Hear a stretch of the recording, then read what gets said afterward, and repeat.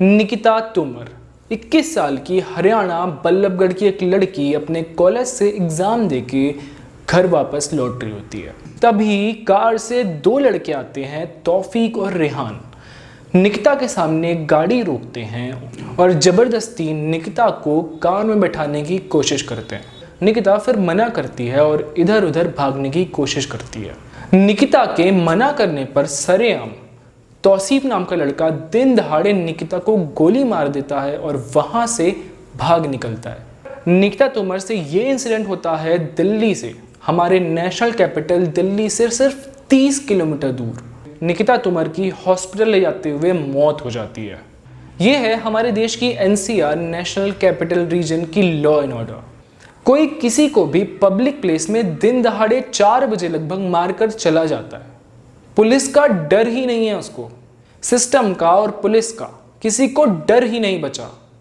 और इस लड़के ने कोई पहली घटना नहीं की है, पहले भी 2018 में निकिता को ये किडनैप कर चुका था। पर उस टाइम पे किडनैपर के डर से निकिता के घर वालों ने केस वापस ले लिया था। ऐसा तभी होता है जब पुलिस से भरोसा उठ जाए। उन्होंने ऐसा इसलिए किया क्योंकि उन्हें डर था कि आगे वो ऐसा केस ना करे। तो यही नहीं, थोड़े दिन पहले निकिता के घर वालों ने हैरेसमेंट और मोलेस्टेशन के चार्जेस भी लगाए थे। पर अगर उस समय पुलिस एक्शन लेती तो हो सकता है निकिता आज हमारे बीच होती। निकिता के मां ने यह भी आरोप लगाया है कि तौसीफ लगभग 3 साल से निकिता को शादी के लिए और धर्म परिवर्तन के लिए फोर्स कर रहा था। पर जब निकिता ने मना किया तो उसका पीछा करके उसे सरेआम गोली मार दी। ये है हमारे देश के क्रिमिनल्स जो सरेआम घूमते हैं और उनसे डर के लड़कियां अपने घर में छुपी होती हैं। ये क्या हो रहा है हमारे देश को, किस ओर जा रहा है हमारा देश? एक तरफ हम बोलते हैं बेटी बचाओ बेटी पढ़ाओ, दूसरी तरफ सरेआम हमारे देश की ही बेटियों को जान से मार दिया जाता है। निकिता को जस्टिस दिलाने के लिए जहां ये केस हुआ है फरीदाबाद, वहां प्रोटेस्ट हो रहे हैं और अब ये केस CBI के भी हाथ में है। और हम भी ये चाहते हैं कि निकिता को जल्द से जल्द जस्टिस मिले। और हमें जब तक ऐसे इंसिडेंट होते रहेंगे हमें आवाज़ उठानी है, और हमें ऐसी आवाज़ उठानी है जो 130 करोड़ हमारे देश की जनता तक आवाज़ पहुंच सके।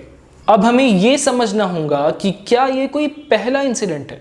ये प्रोटेस्टर्स 2-4 दिन प्रोटेस्ट करेंगे, हमारी पुलिस, मीडिया और पॉलिटिशियंस 2-4 दिन ही एक्टिव रहेंगी, फिर सब खत्म। हमें ग्रास रूट सॉल्यूशन ढूंढना चाहिए कि कैसे हम इन जिहादी माइंडसेट वाले लोगों से निपट सके। हमें सबसे पहले तो लॉ एंड ऑर्डर ठीक करना होगा और ऐसे क्रिमिनल्स पे पुलिस का डर बनाना होगा। इंडियन जुडिशियरी के लिए ऐसे बहुत सारे रिकमेंडेशंस हैं, हमें उसे फॉलो अप करना होगा। हमें ज़्यादा से ज़्यादा फास्ट ट्रैक कोर्ट बनाने होंगे और फास्ट ट्रैक कोर्ट की जो प्रोसीडिंग्स होती है उसे फास्ट करने होंगे। एक डाटा के मुताबिक फास्ट ट्रैक कोर्ट की प्रोसीडिंग्स रेगुलर कोर्ट से भी धीरे होती है और ऐसे जिहादी क्रिमिनल्स के खिलाफ ज़ीरो टॉलरेंस पॉलिसी अपनानी होगी, क्योंकि हम नहीं चाहते कि जैसा निकिता के साथ हुआ वैसा और किसी के साथ भी हो। अगर हम कोई स्ट्रिक्ट एक्शन नहीं लेंगे तो इनके मन में डर नहीं बैठेगा, और अगर इनके मन में डर नहीं बैठेगा तो ये क्रिमिनल्स क्राइम करना नहीं छोड़ेंगे। इनके मन में ऐसा डर बैठाना होगा कि अगले बार ये ऐसा करने में 10 बार सोचें। हमारी जल्द से जल्द ये कामना है कि निकिता को जल्द से जल्द इंसाफ मिले। Justice for Nikita Tomar. धन्यवाद।